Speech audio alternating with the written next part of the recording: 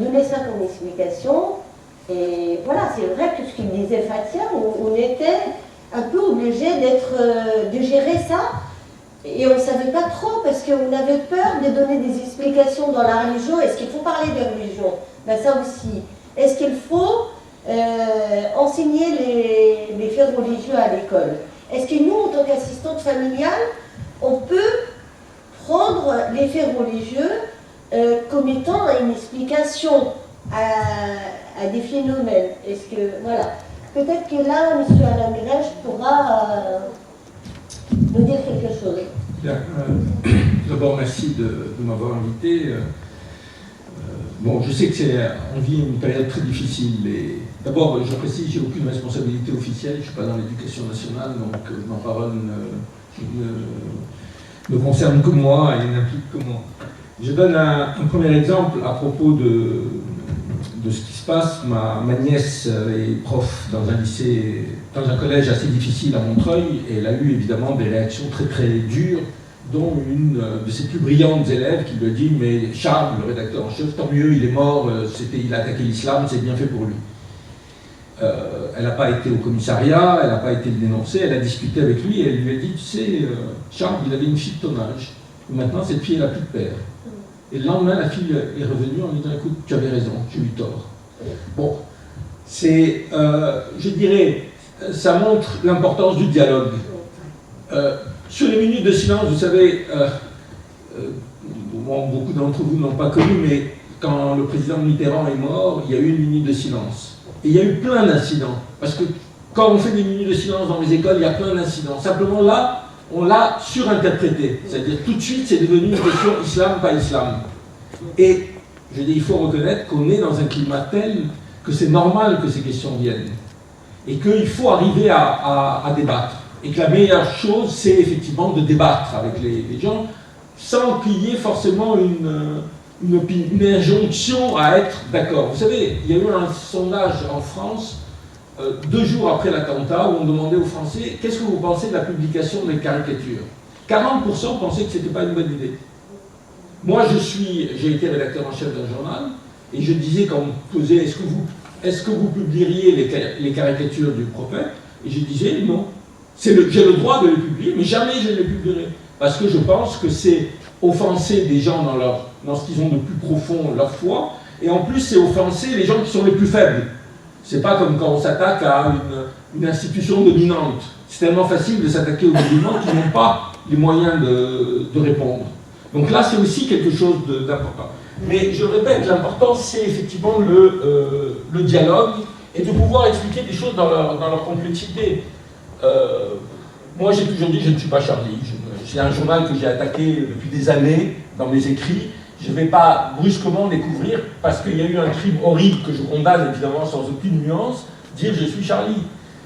Je donne un exemple. Bon, si demain il y a des journalistes du Figaro qui sont assassinés, ça sera terrible et je le dénoncerai. Je ne dirai pas je suis le Figaro.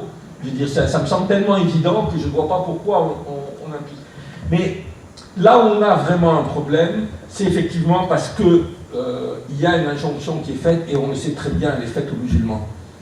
D'abord, quelqu'un a dit, je crois que vous avez raison, vous êtes des citoyennes françaises, certaines ont la nationalité, peut-être d'autres ne l'ont pas, mais vous avez les mêmes droits et vous n'avez aucun compte à rendre par rapport à ce qui se passe dans le monde quand un musulman fait quelque chose. Quand Breivik assassine en Norvège 70 personnes, personne ne demande à un chrétien, un protestant, quels sont des comptes à rendre. Donc ça, je pense que c'est le premier élément important. Mais, je dirais, vous avez aussi affaire à...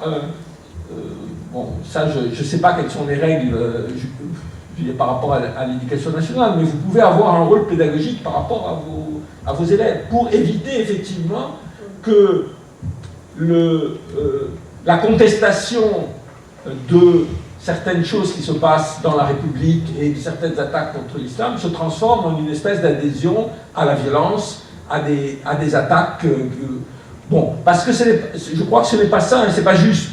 C'est-à-dire, on peut tout à fait, comme j'ai dit, condamner sans aucune ambiguïté ce qui s'est passé à Charlie, et en même temps dire que je pense que Charlie est un journal vraiment islamophobe et qu'il menait il avait une... C'est possible de dire les deux à la fois. Il n'y a pas il n'y a pas à sentir de contradiction. Mais c'est aussi important, je sais que ce n'est pas toujours facile de discuter, ne serait-ce que parce que souvent les élèves, alors là je parle des élèves musulmans, leur rapport à la religion est très compliqué. Ce n'est pas un rapport de connaissance à la religion. Souvent la plupart des jeunes musulmans, quand vous discutez un tout petit peu avec eux de leur foi, il y en a peu qui savent en parler. Mais en même temps, il faut comprendre que on touche aujourd'hui dans la société française et dans les sociétés occidentales à quelque chose qui est pour eux pratiquement, pas la dernière, mais l'identification la plus forte. Leur dernière raison, je pourrais dire, de fierté, c'est d'appartenir à cette communauté musulmane. Pourquoi? Alors on peut discuter pourquoi, je veux dire, il y a mille et une raisons à la fois dans le monde et dans ce qui se passe dans nos sociétés, de leur exclusion, etc. Mais quand vous les attaquez là-dessus, c'est extrêmement difficile. Et donc, c'est important d'ouvrir le dialogue. Et ce que moi j'ai reproché à la ministre de l'Éducation nationale, dans un texte que j'ai écrit, c'était pas le fait qu'elle demande qu'il y ait une minute de silence, pas même le fait qu'elle défende une position sur Charlie, mais qu'elle dise qu'il n'y a pas de 8 mai. C'est ça.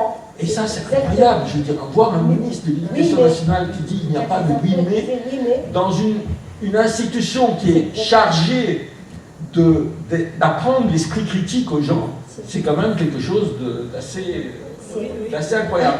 Et ça donne une espèce c'est curieux, parce qu'on est à la fois, l'idée c'est liberté d'expression, on nous dit liberté d'expression, mais vous n'avez pas le droit de vous exprimer. C'est quand même, on est quand même dans quelque chose de difficile. Mais, bon, je sais que c'est compliqué, mais je pense que vous êtes en première ligne, effectivement, de ça. Il n'y a pas de solution simple. Vendredi soir, j'étais parmi les organisateurs d'un meeting qu'il y a eu contre l'islamophobie à Saint-Denis, c'était extrêmement bien. Ce qui était important, c'était les témoignages. Et il y a eu deux témoignages de pères d'enfants, donc un de 8 et l'autre de 9 ans, qui ont été convoqués à la police. Et la conclusion d'un des pères, c'est de dire « j'ai peur que mon fils devienne un terroriste ». Il dit, quand on voit qu'on peut convoquer un enfant de 8 ans devant la police pour l'interroger sur le fait qu'il n'a pas fait la minute du silence, peut-être même qu'il a dit « je suis avec les terroristes », un enfant de 8 ans, vous imaginez ce que ça peut faire comme traumatisme. Donc là aussi, il faut être capable d'ouvrir le débat, il faut être capable de discuter sereinement, pour justement empêcher aussi que les élèves se referment sur eux-mêmes en disant finalement ils sont tous des ennemis dans cette société, nous sommes victimes d'un ostracisme, etc. Les Français, alors là, les Français, les Blancs, c'est nos ennemis, et là c'est effectivement quelque chose de très dangereux, mais on peut, c'est-à-dire moi je pense qu'il y a possibilité d'ouvrir le dialogue à partir du moment où il y a vraiment une discussion.